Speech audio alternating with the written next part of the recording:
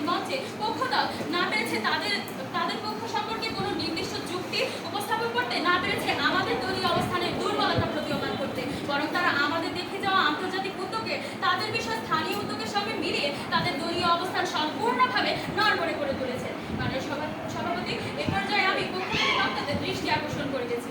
আপনারা বললেন জলবায়ু পরিবর্তন মোকাবেলায় প্যারিস চুক্তি কি করতে পেরেছে? না পেরেছে নদী ভাঙন ঠেকাতে, না পেরেছে নদীতে বাঁধ নির্মাণ করতে। তার উত্তরে বলছি, প্যারিস চুক্তি হচ্ছে একটি সম্মেলন, আর নদী ভাঙনের মূল কারণ হচ্ছে জলবায়ু পরিবর্তন। তাই প্যারিস চুক্তি যদি সম্মেলনের মাধ্যমে জলবায়ু পরিবর্তন ঠেকাতে পারে, তাহলে নিঃসন্দেহে নদীতে বাঁধ নির্মাণ এবং নদী ভাঙনও ঠেকাতে পারে।